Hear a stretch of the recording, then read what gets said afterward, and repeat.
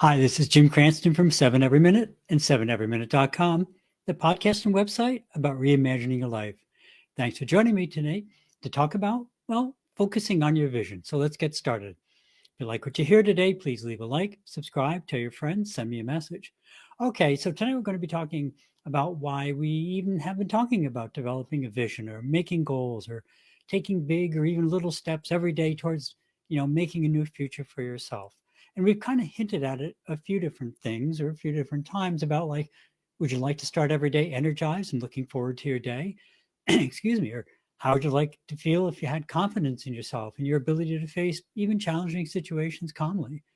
And there are many more, but the common theme is how would it be to actually feel more in control even when challenges happen and know that you're still moving towards your goals? It'd probably feel pretty good, right? So we all have times when life seems to be pushing back pretty hard. Even people who seem to always have no problems, well, they have problems too. But the difference is they're usually defining the situation in terms of how they will address the challenge, not in terms of how the problem is affecting them or the more inward facing thoughts and perspective that usually comes around is why is this happening to me?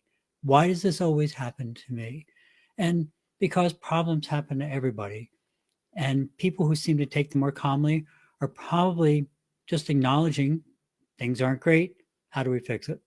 So, everything we've been talking about has been kind of laying the foundation for techniques that can give you the power to have faith in your ability to either get the best possible outcomes from most situations or at least learn and improve from challenges in a way that strengthens you going forward. Right now, I'm going through a series of kind of minor changes and challenges, only somewhat expected. And that'd be easy to kind of talk to myself into kind of a disappointing place. It's kind of like in the midst of the big silent job downturn. And at the time of this recording, this is being recorded in the middle of October 2025. So at this particular point, the headlines are all about the big silent job downturn and the economy is weak and is expected to get more weak from some leading indicators and expected to contract in numerous world conflicts. And everybody's saying now is the worst time in years to be looking for work. And I'm getting let go from my job. So I'm immediately faced with a decision. I can totally freak out and panic because they say it'll be impossible for an older guy to get a job in this job market, or I can lean into my skills and my confidence and find areas that are underserved and to work to serve those people, which is exactly what I'm doing. Are there any guarantees in life? Well, there are only a couple of guarantees. We won't talk about those, but in reality, there actually are a lot of guarantees that people tend to overlook. I'm fortunate to have quite a number of friends, both from work and church and many other places. And I've met people over the years and my extended family. Plus, I have an adorable dog that almost everybody loves. And so they always want to see him, even if they don't want to see me. So I'm pretty sure that I probably won't starve to death and won't have to sleep in unlocked cars.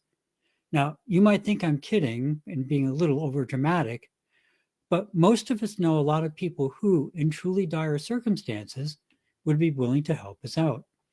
What an amazing gift and security backup is that, right?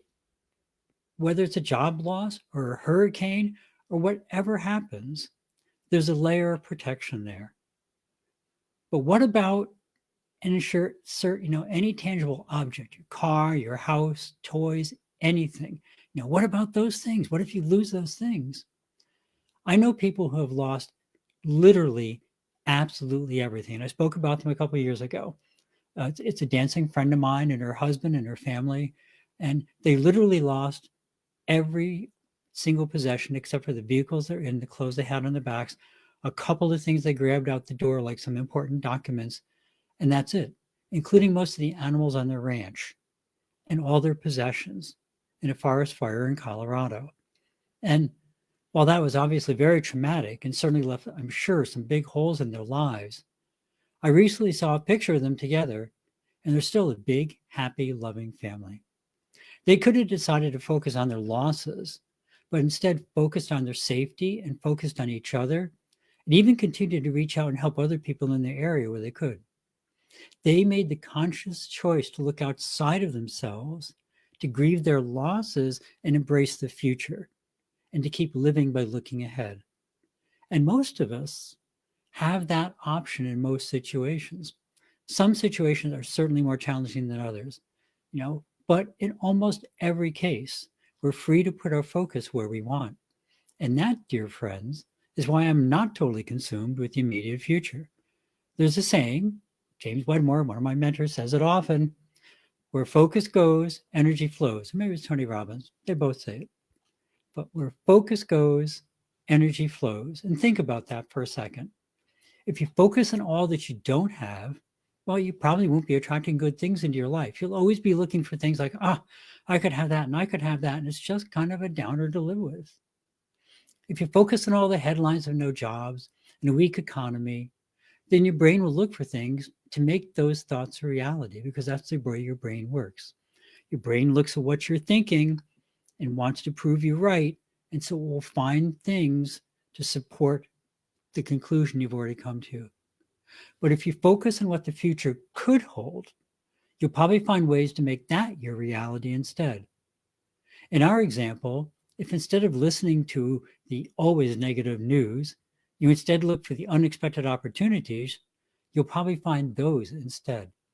Even in the depths of the Depression in 1929, from 1929 to 1941, successful companies such as Allstate Insurance, Krispy Kreme Donuts, which surprised me, Gallo Winery, Publix Markets is a big chain, there are about 1,000 stores. They were all founded in those years.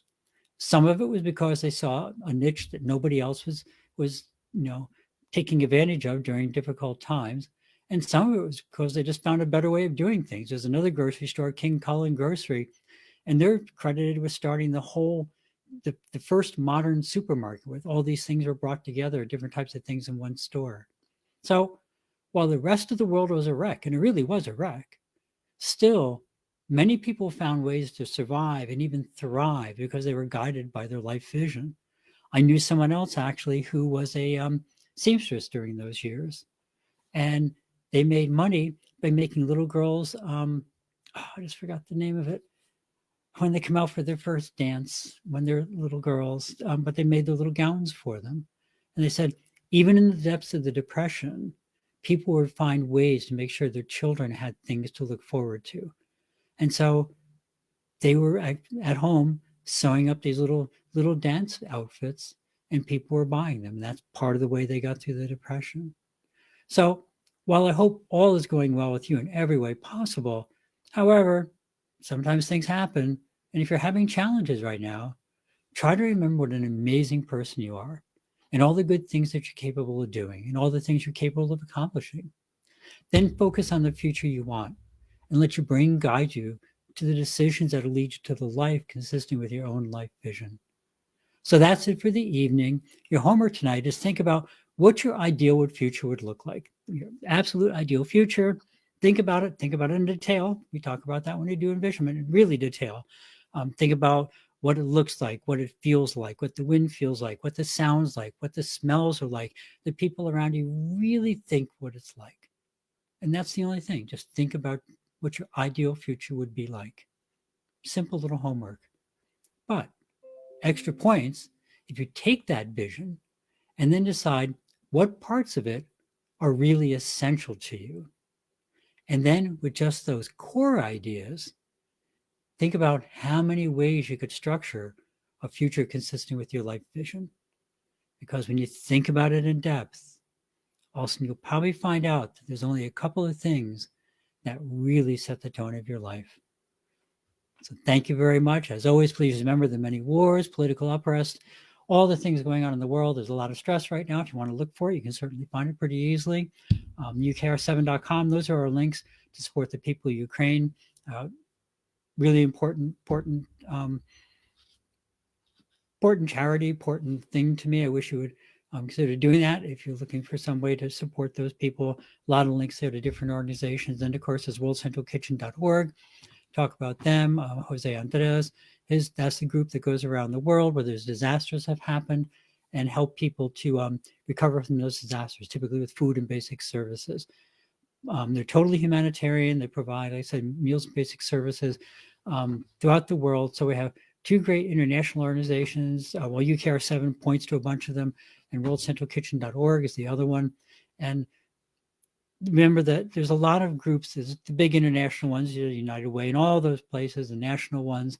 But there's also probably groups in your town that can always use your help, a little bit of your time, a little bit of your money. And if you're just not in a position or a situation right now where you want to give time or money, just remember that even a simple smile to someone you meet on the street, they can change their day and possibly their life in ways that you can't even imagine. So if you can and you're able, ukr7.com, wck.org, one of your local organizations, just give somebody a smile for no particular reason. Say hi, good morning, recognize them. You can change their life. As always, thank you for stopping by. If you found something interesting and useful, please pass it along and please subscribe and hit that like button. If not, please drop me a comment as to what you'd like to hear. Have a great week. Remember to live the life that you dreamed of, because that's the path to true contentment. Love and encouragement to everyone. See you next week on 7 Every Minute and 7everyminute.com. Thank you.